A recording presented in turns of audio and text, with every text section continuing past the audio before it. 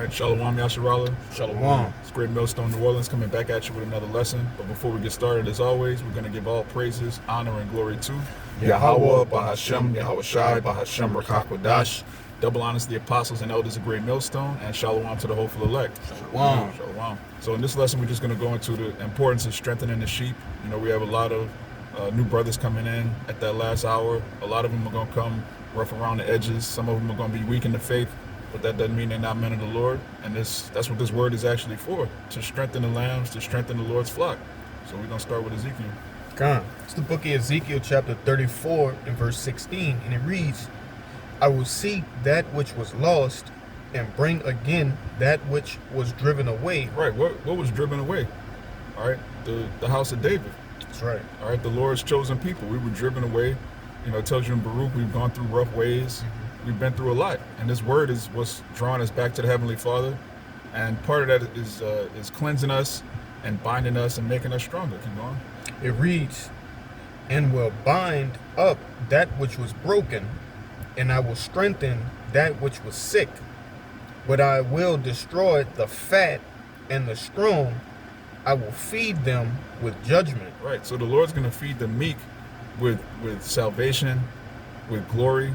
And he's going to feed the fat and the strong with judgment, ultimately destruction. All right, anybody that's prideful in these last days, you see everything that's going on in the news.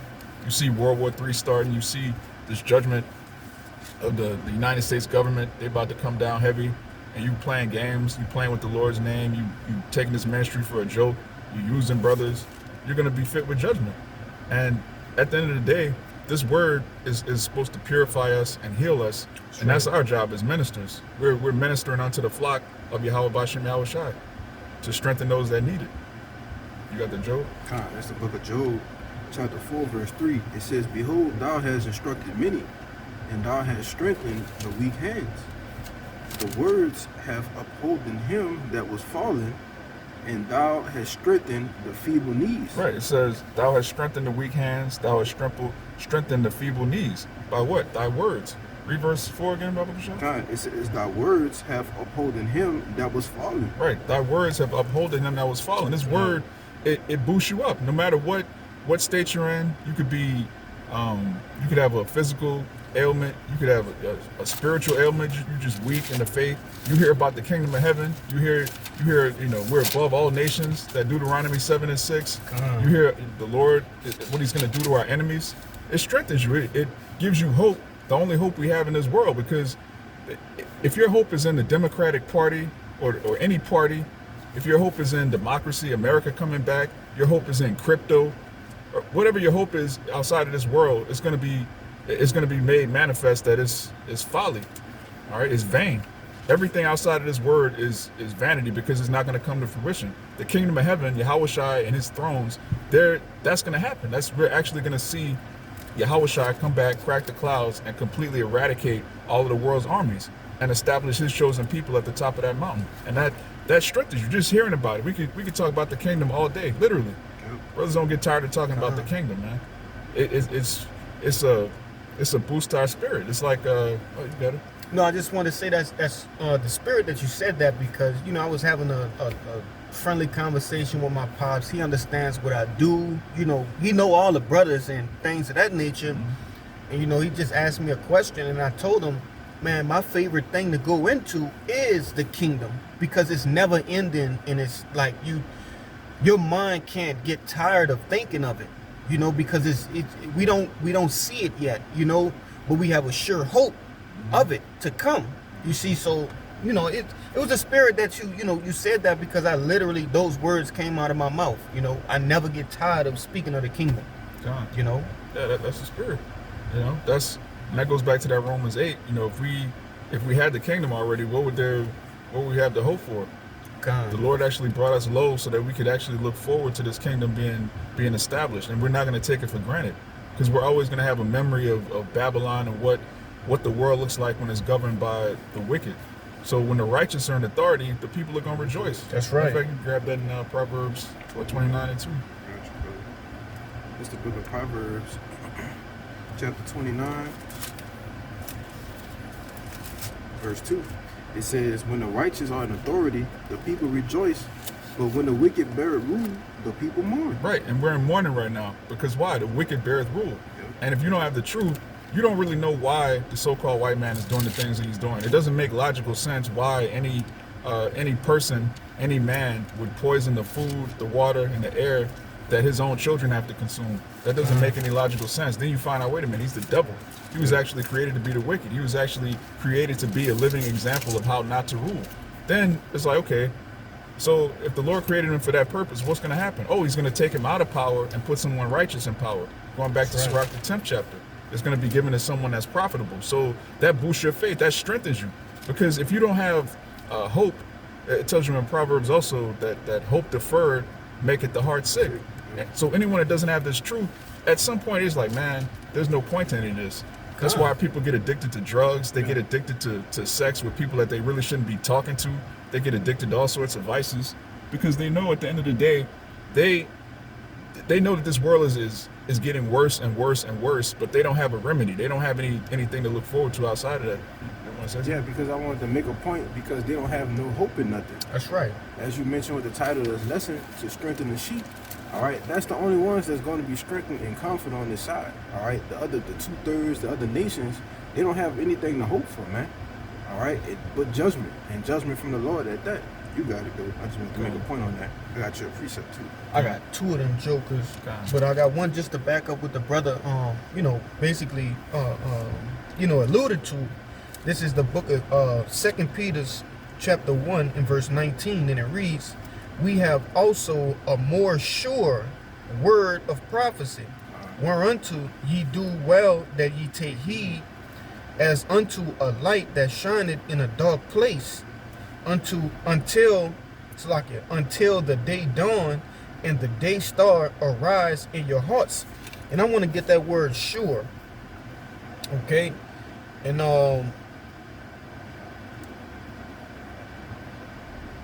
let me grab it, Salakia. I had it pulled up. 2 Peter what? 2 Peter 2, 19. chapter 1 and 19. Because 2 Peter 1 and 19. 1 and 19, Salakia. That's what we have, that the sure word of prophecy. You see, and grab that word sure, because that's gonna back up the point. All right. We understand the truth about these scriptures. We understand that everything in the scriptures will come to pass, just as it did in history, all throughout history. You see, so it's tweaking. It's gotta be on the internet. That's all right. I got it right here. This 2 Peter's. You got it already? Yeah, I read it for you. Yep. Bring it up. Just the word sure. Mm-hmm. The online, not the online, my Strong's dictionary is Strong's G 949. Bebayas. Mm-hmm. Bebayas. now it says stable, fast, or firm, a metaphor for trusting. You got it. All right, and that's what we have to hope for. Everything else, like the brother said, that these people hope for and believe in a society, whether it be politics, whether it be some sort of miraculous guy that just come out of the blue and says he's going to change. All right, hey, we have the complete opposite, because those things waver. They're not set up through the heavens. All right, they have no respect unto the heavens. Okay, but this thing that we have, it's respected in the heavens. This truth of ours, you see, and that's the reason why we hope and we have our full faith in this thing. You see, you got it up. Yeah, look at what happened to all our people that had faith in Barack Hussein Obama back in 2008. Yes, we can. Yes, we can. Change is gonna come. That was nothing, man. That was 8 years of sodomy, man. Yeah, they became sodomites. They became simps. All right, and they just became lowered as a people. Yeah. Barack Obama's presidency was one of the worst things to ever happen to our people. They got even more complacent. They started thinking the government was their friend. And look what happened, man. Just 8 years, this nigga did nothing but raise the cost of health insurance and free sodomites to frolic and float around Canal Street, man. That's all he did. He didn't do anything for you Jakes, man. Neither did Jesse Jackson. All right, Martin Luther King. Yep. All right, Malcolm X. all of these niggas, they gave great speeches. They're really good orators. They could talk a hell of a game, but they don't. It's not backed by action. It's not backed by any type of actual change. The Lord is talking some wild, bold words, and He's That's going right. to back up every single syllable. Yeah. Everything that you read, every prophecy is going to happen. All right, Esau is going into hardcore slavery. All of these heathens that they're going to be beneath our feet. All right, our women are going to be in order again. The earth is going to be in order again. The animals, the water, everything's going to be pure. And it's funny, you know, that you brought out that point, because all of those points that you made, they are completely contrary, all right, to the way things will be run. All right, and we look forward to things being run the right way. Yeah. All right, this is the only, you know, you even have Jake out in the world, even heathens that understand that something's wrong here. Yeah. All right, there's something's going on in this wicked ass kingdom. All right, but we have that one thing that gives you all of the answers to it being fixed. Yeah. You see? But you got it. And what does that do? That strengthens you. That's right. All right, having a sure word of prophecy, having something that's reliable, having an anchor to your soul, as it tells you in Hebrews. This word is an anchor to your soul. And all of these things, these different doctrines, these news events, all right, whether it's major calamities, whether it's a celebrity, like trending, whatever fad, we have something that keeps us grounded, keeps us from just slipping away into That's right. nothingness. That's right. You see? Yeah, you got it. You All right. got that. There's a book of Isaiah, chapter 35, verse 3. It says, "Strengthen ye the weak hands, and confirm the feeble knees. Say to them that are of a fearful heart, Be strong, fear not. Behold, your power will come with vengeance, even with our power with a recompense. He will come and save you." God, that's beautiful. That's music to our ears, man. That's right. You know, think about when you were a little kid, you were in trouble. You know your big brother's coming. All right, when you know someone is coming to avenge you, it makes whatever you're going through easier to endure. That's right. If you don't have any help coming, if you let's say you're getting jumped, you're in the middle of nowhere, you can't get to your phone, you don't know what's going on. It's like 30 seconds could feel like 5 hours. God. But if you're going through something, you know help is right around the corner. It's like, okay, I just have to endure this a little bit longer. You know, somebody's about to come and just mop the floor with all of these people. That's gonna strengthen you. It's gonna embolden you. You know, Jake even take it too far on a wicked level. You know, Jake get in the gang. You know, okay, I got my partners on. You know, they Right. coming. So I'm gonna just be a even bigger nigga because I know these niggas will come through with the tillery. You know, but in righteousness, all right, YAHAWASHI is gonna come and avenge His very elect, and that gives us the boldness to come out and preach this word. You know, we don't back down from niggas. We don't back down from the heathen. We don't back down from the Rothschilds. No matter who thinks that there's somebody in this world, we know that they're nothing underneath YAHAWASHI. That's right. And it gives us confidence. You got it. I got a quick precept to back up what the brother brought out. This is the book of Baruch, chapter 4, and verse 27, and it reads, "Be of good comfort, O my children, and cry unto the Lord," which we're doing now. All right, these video epistles, going out on the highways and byways, that's symbolic for us crying out unto the Lord. All right, we're identifying the wickedness that's going on before our very eyes, and we're telling the Lord, hey, this is what's going on down here. All right, and we're in the midst of it. Okay, and it reads, "For ye shall be remembered of Him that brought these things upon you." You see, and hey, the Lord, He understands fully what we're going through. All right, the curses we under, the captivity we in, and He's gonna redeem us from that. You see, and it started out. It said, "Be of good comfort." All right, hey, what's more comforting than knowing, like, just say, like the brother gave an example, like, you're a prisoner, right? You've been walking down your years, and that glorious date of you being released. Okay, the warden say, hey, so and so, you being released. It'll bring comfort into your heart, and that's the same thing that this word does to us. You see, you got it. Yeah, knowing you're about to get released, that's everything, man. Just imagine being incarcerated. You don't have a date, a release date. You just going. You don't have no day for your appeal. You just in there until you can't get your woman on the phone. You can't get your lawyer on the phone. You just in a pit somewhere. Like that's gonna bug you out. All right, but knowing that, okay, I have to endure this right now. This is what I'm coming home to. You know, you talk to your kids on the phone. You know, when you get home, it's gonna be this, that setup, that setup. That makes it a whole different experience. That's what Right. that's what this truth is like. This truth is like being in prison, but we still have a way back home. We still know what's going on in Jerusalem. We still know what's going on in the kingdom of heaven. Everything's all good. So when we get home, everything's gonna be straight. That makes the bid even more easy to deal with. If I can expound on that a bit more, because it looked like we had life. You see, if we still talking as a prison sentence term, you see, Life without parole. life without parole, we Yeah. couldn't go before the judge, nothing. That was before the truth, Come. right? We didn't see, the judge. We didn't have. We sat down with our lawyer. YAHAWASHI, he told us what it is. Okay, this is what you have to do. You have to go out to the highways and byways, make your body a living sacrifice. All right, be brotherly, and so on and so forth. You brothers know what it is. Okay, you know the requirements. All right, but those things were laid out on the table for us, and those are the things we have to do in order to what? To get home. All right, and he said, hey, you're getting out and so, and Lord willing, the trial go good for each and every brother, man. Yeah. Lord willing, we get on those chariots. Yeah, this truth is like that. What they call it? You release early with good behavior. Yeah. Parole. Yeah, it's like, so basically, this is the good behavior. all That's right. Serving the Lord, being a brother. Then okay, wait a minute.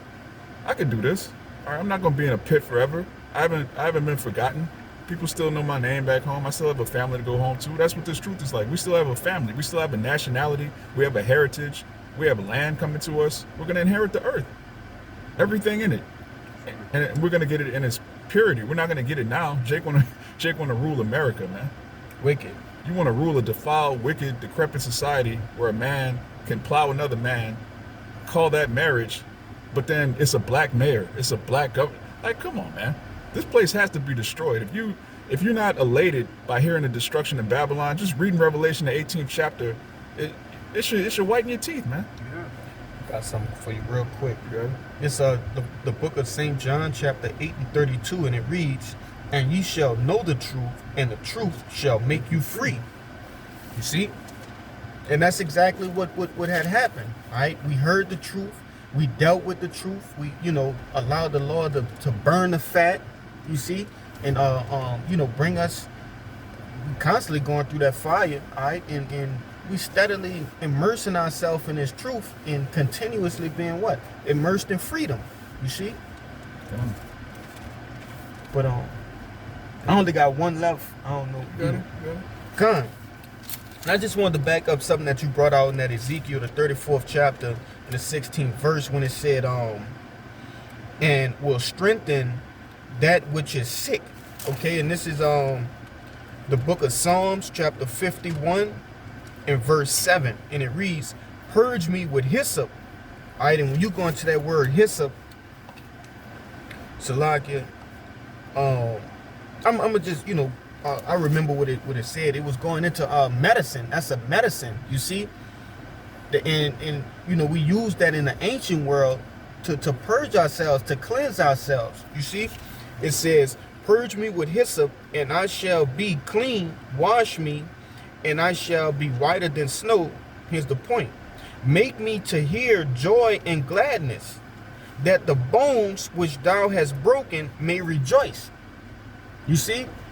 Okay, and before this truth, before this knowledge, wisdom, and understanding, our bones were broken.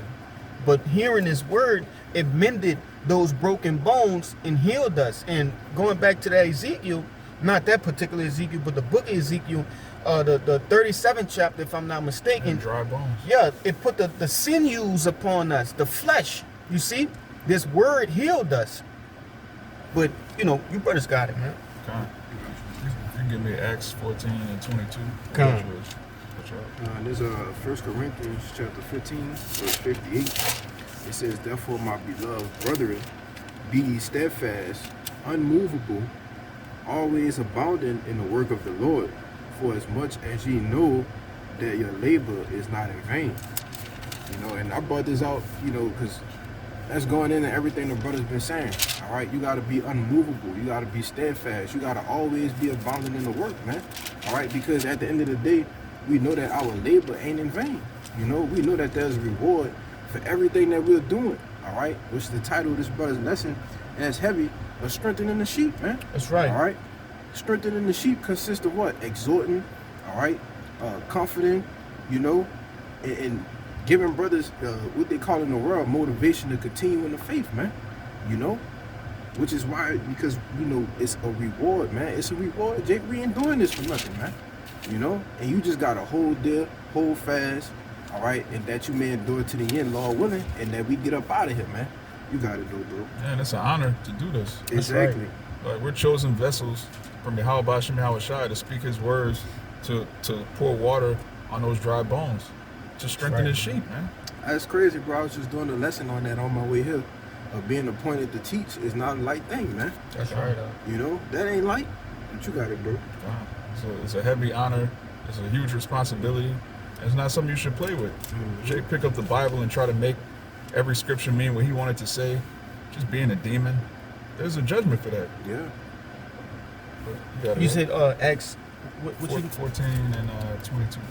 Yeah, this is the book of Acts, chapter 14 and verse 22, and it reads, conforming the souls of the disciples and exhorting them to continue in the faith, and that we must, through much tribulation, enter into the kingdom of Yahweh. Right, it says confirming the souls of the disciples. Right, you have that prefix con, which means with, and you have firm, which means hard, steadfast, solid, unwavering. So that's what this word does. You confirm the souls of the righteous. Those that hear this word, they love the name Yahweh Bahasham Yahawashi. All right, they're not clamoring for Christ, making excuses why they can still call on a pagan idol, why they can still pray with the image of the so-called white man in their head, Cesare Borgia. All right, those that actually love this word, this marvelous light, and it does something to their spirit. It wakens them up. It brightens them up. That's what we're teaching, the Lord's sheep, and we're confirming their souls. That's a heavy duty, you guys. Hey, and when you go into that word confirm on the online etymology, it also goes into anoint. You see, anointing, and it says anointing in parentheses a king. Right? Are we not a nation of kings and priests? You see, so preaching this word and strengthening the flock, you're doing a heavy duty, man. But you got it, beloved. You get which album? You get John 21. It's just right there.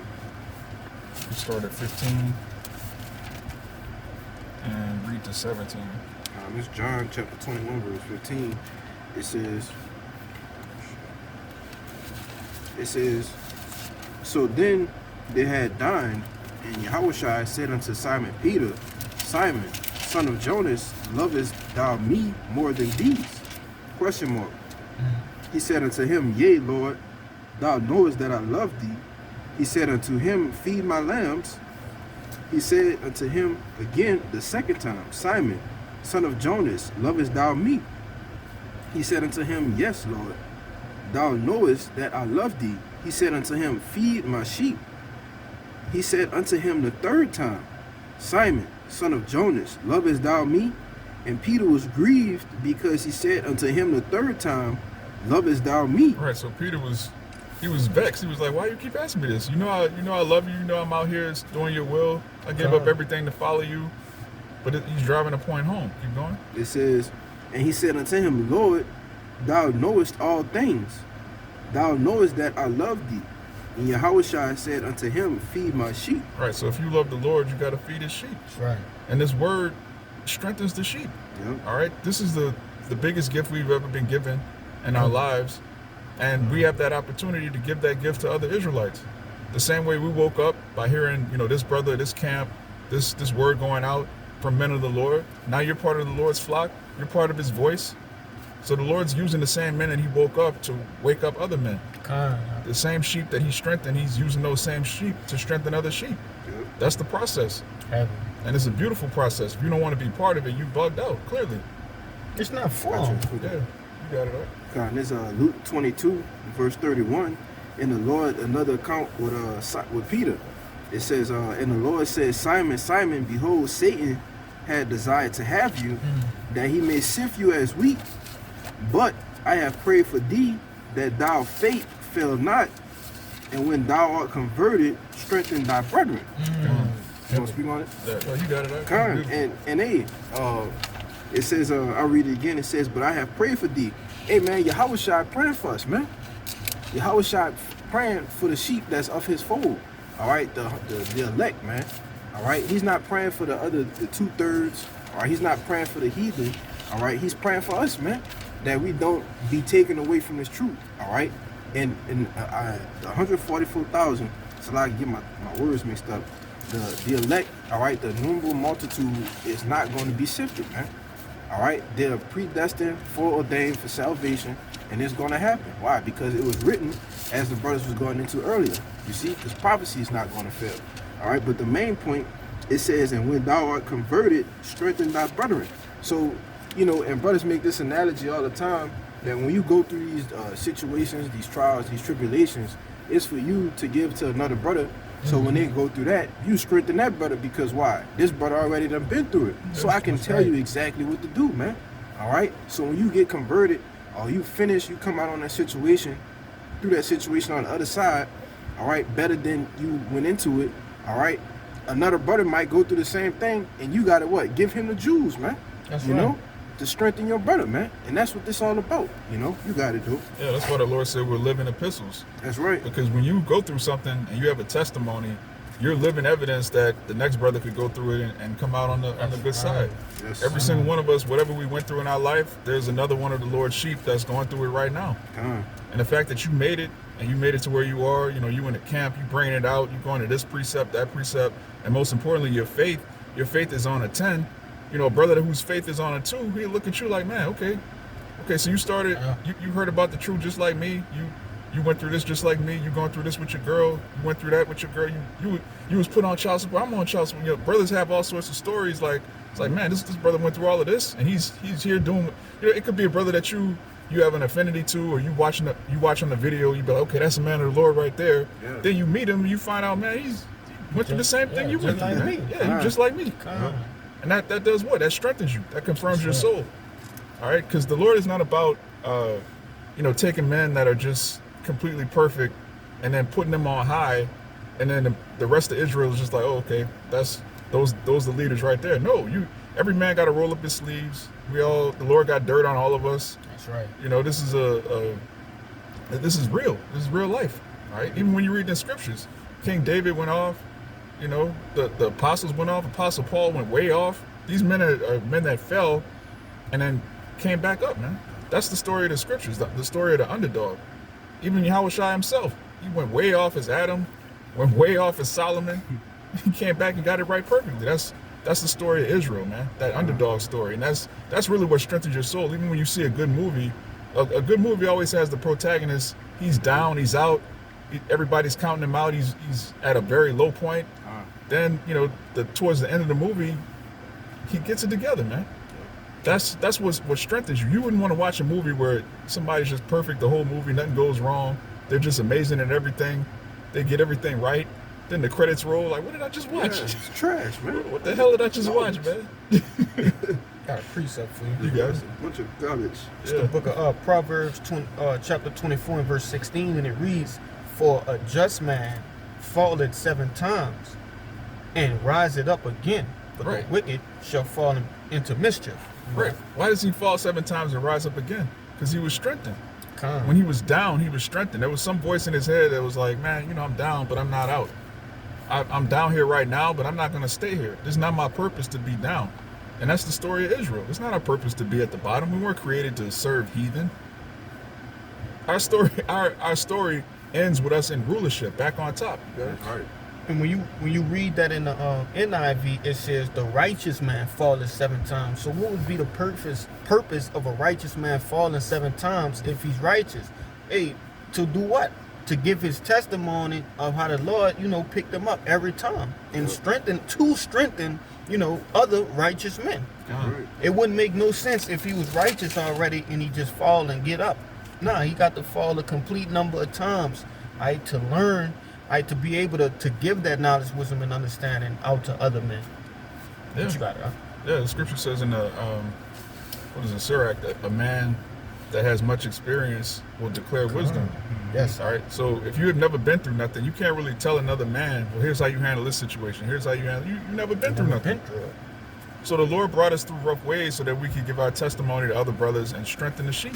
That's right, huh? that's all I had on that. Brothers, anything else? I got one. Close it out on that one.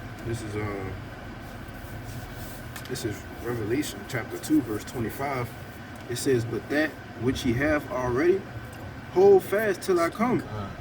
And he that overcometh and keepeth my works unto the end, to him will I give power over the nations. Yes. And he shall rule them with the rod of iron, as the vessels of a potter shall they be broken to shivers, even as I have received of my Father." You got it. Yeah, that strengthened me just hearing that. Yeah. Bro, you can read Revelation 2 and 25 all day, man. Yes. If you endure to the end, you're going to receive power over the nations. You're going to smash them into pieces. You're going to have the Lord's holy name. You're going to be one of his 144,000, one of the judges and kings of the earth. What's better else than you that? want? Ain't nothing better than that. What's better? Well, being a rapper, being a ball player, that's Jake's hopes and dreams, is making it to the NBA finals in a fucking rigged game that the refs are going to, like, Come on, bro. who wants to live like that, man? You practice dribbling with your left hand thousands of times a week to make it to the NBA finals, to have a referee decide who's going to win the game. Like, that's Wicked. that's a ridiculous what did Apostle Paul call it? Those crowns, corruptible crowns. Those are corruptible crowns Jake is fighting for. We're fighting for immortality. That's right. When you're a man of the Lord, you're going to be the head over your whole province forever. And your name is going to be perpetual. And you're That's going to right. have thousands of sons. They're going to have sons. They're going to have sons. Your name is just going to be perpetual on the earth forever. You're always going to be known as a man of the Lord forever. That's Greater crazy. than that, man. Yeah, what's greater than that? What does Esau have to offer you to compete with that? Nothing. Nothing. So once you hear the truth, it strengthens you. This truth strengthens the actual men of the Lord, not niggas, all right, niggas in fringes, niggas that know they're Israelites, men that actually are serious about dominion, discipline, all right, wisdom. This is the best news you could ever hear in your life. The Lord gave it to us to give to you, brothers. And Abaratazah, we all make it to that chariot. So Abaratazah, this lesson strengthened the sheep. We're going to give all praises, honor, and glory to YAHAWAH, bahasham, YAHAWASHI, bahasham, Rakakwadash. Double honors to the apostles and elders of Great Millstone who strengthen us. And Shalawam to the hopeful elect. Shalawam. Shalawam. Baba Ball. Baba Ball. Shalawam. Shalom.